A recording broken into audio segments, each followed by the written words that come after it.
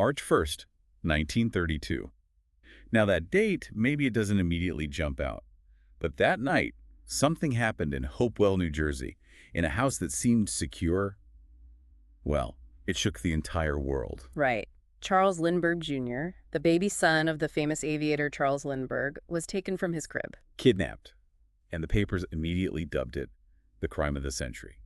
You had this global hero, Lindbergh, suddenly so vulnerable.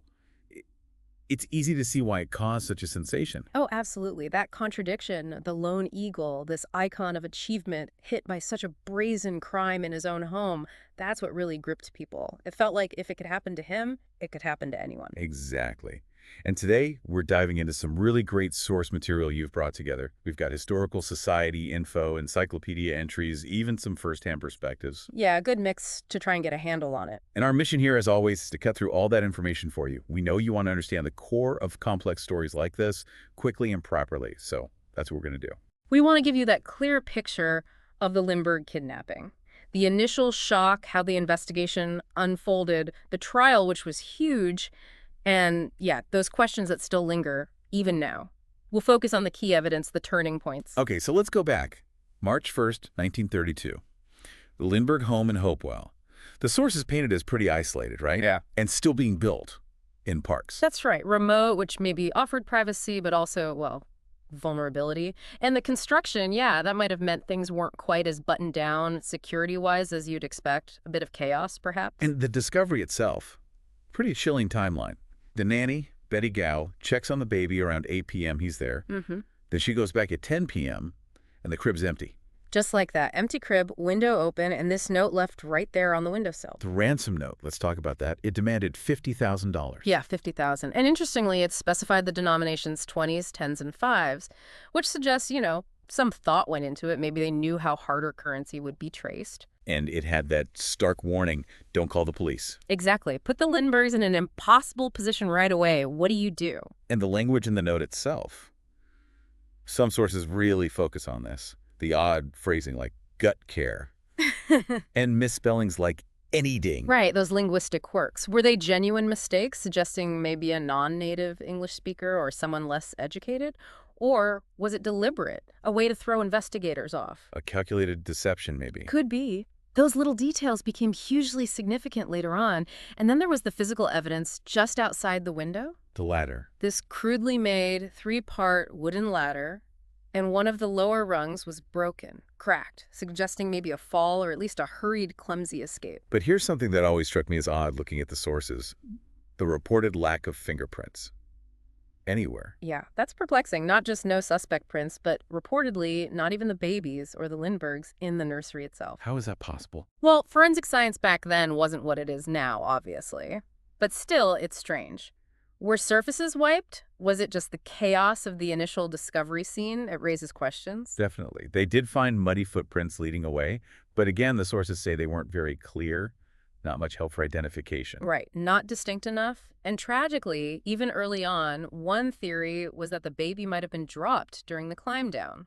Or, killed accidentally. A horrifying thought. It really is. And while everyone hoped for a safe return, that grim possibility, well, it sadly foreshadowed what they eventually found. So the investigation is underway, the Lindberghs are desperate, and then this figure emerges. John Condon. Jassy. Ah, yes, Yeah. Jassy, a retired school principal from the Bronx. What's fascinating is how he got involved. You just put an ad in the newspaper, right, offering to be an intermediary. Pretty much, it speaks volumes about the public frenzy, maybe a sense that the official investigation wasn't getting anywhere fast. And the kidnappers actually responded to him. Incredible. Leading to these secret meetings in cemeteries at night. Yeah, it sounds like fiction, doesn't it? But Condon became the go-between. He met with someone who claimed to represent the kidnappers. And Condon is the one who eventually hands over the ransom money. He is. $50,000 in gold certificates handed over in April 1932.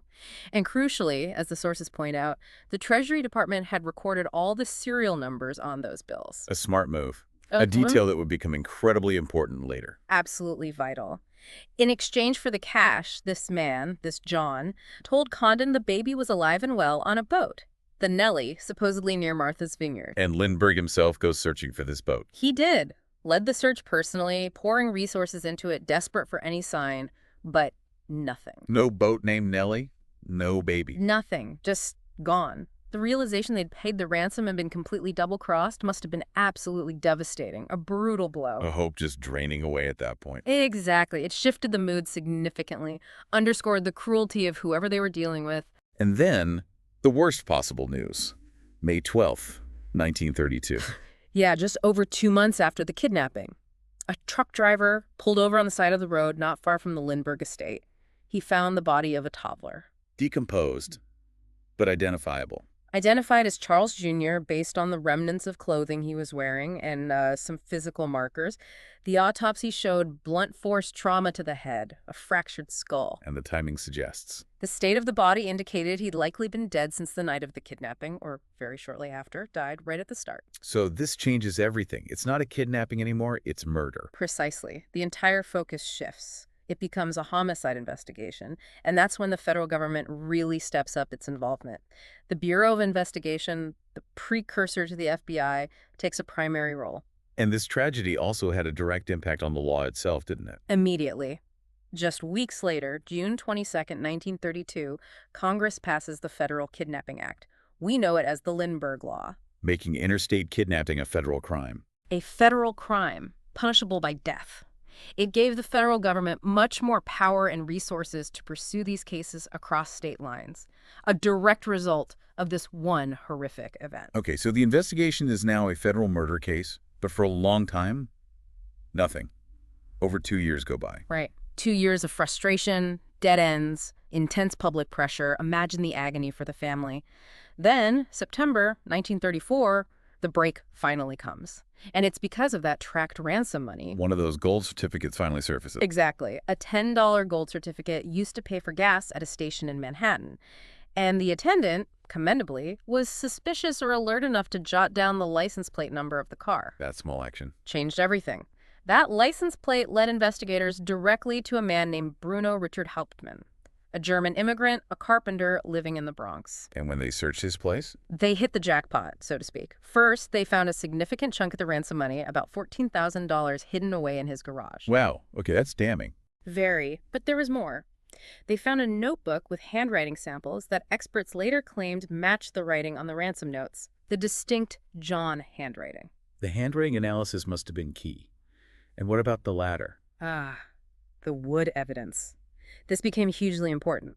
A wood expert, Arthur Kohler, testified that a piece of wood used to build the ladder specifically, rail 16 matched wood missing from the floorboards in Hauptmann's attic. He traced the tool marks, the grain. That sounds like incredibly specific physical evidence tying him directly to the crime scene construction. It was powerful. The prosecution argued it was like a wooden fingerprint. The defense obviously challenged it, questioning the certainty, but Kohler's testimony was very persuasive. What else did they find? Well, there's also a notebook with some calculations. Seemed like maybe they related to the ransom amounts. And maybe most directly connecting him to the go-between, John Condon's phone number and address were found scribbled on a closet doorframe inside Hauptmann's house. Condon's. Right.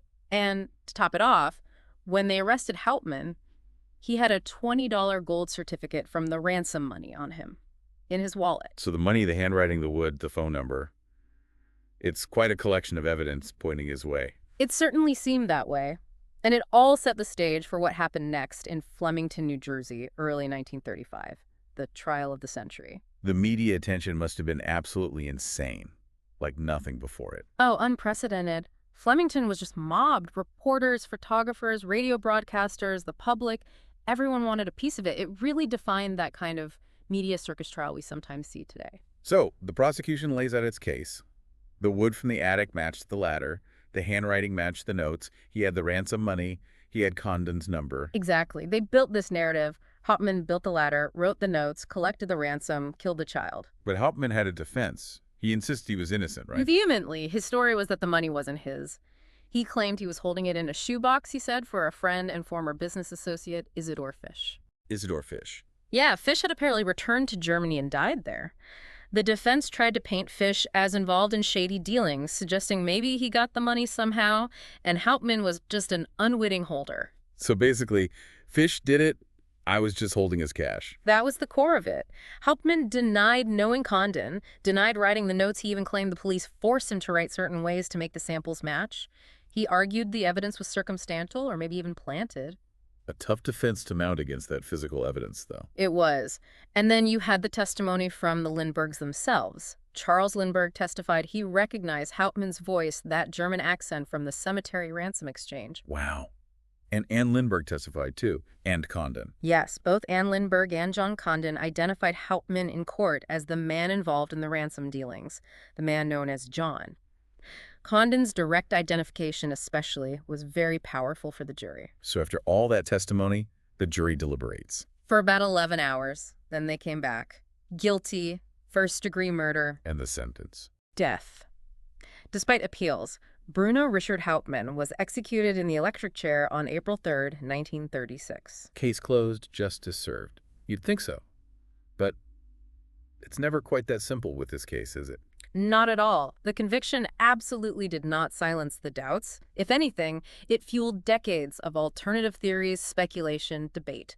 It continues right up to today. Let's touch on some of those lingering questions. The fingerprint issue. For one, we mentioned the lack of prints found.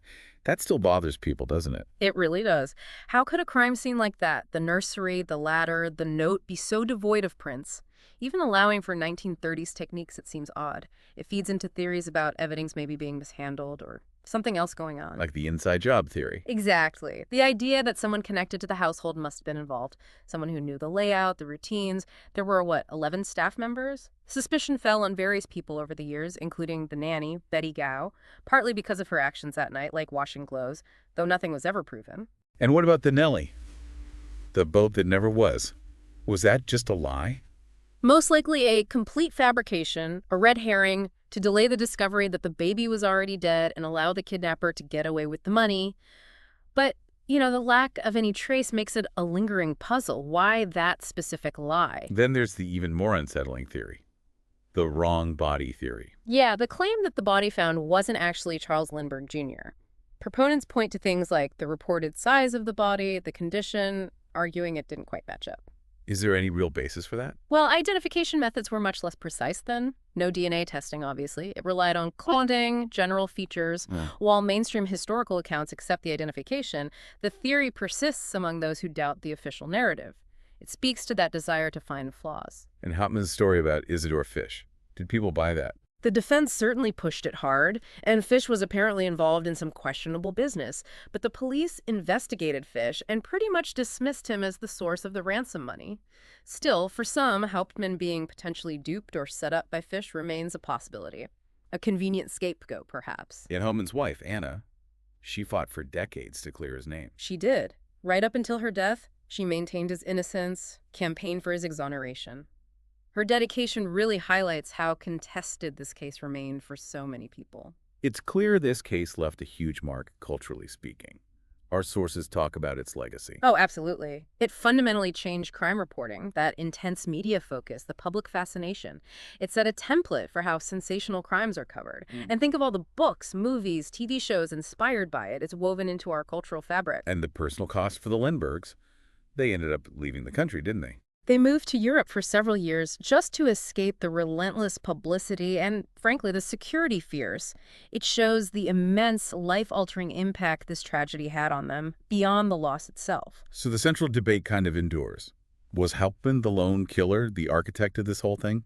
Or was he somehow wrongly convicted upon in a larger game, or just a convenient target? That's the question that keeps people coming back to it, isn't it? Villain or scapegoat? So pulling it all together from this deep dive, we have the shocking kidnapping, the desperate ransom attempts, the horrifying discovery of the body, the complex investigation leading to Hauptmann, the trial that gripped the nation, and his execution. Right. But overlaid on all of that are these persistent doubts. The fingerprint issue, the inside job theories, the questions about the evidence, Hauptmann's own denials right to the end. It leaves this residue of uncertainty. It really does. It reminds you that even when a case seems officially closed, history isn't always neat and tidy. There can still be shadows. So for everyone listening, having heard all these details, the evidence presented, but also the limitations of the time, the counter-arguments, the enduring mysteries, think about this. What single piece of information, or maybe lack of information, do you find most compelling, or perhaps most troubling? And why do you think, almost 100 years later, we're still so fascinated by the Lindbergh case? It's definitely something to ponder as you explore the sources further.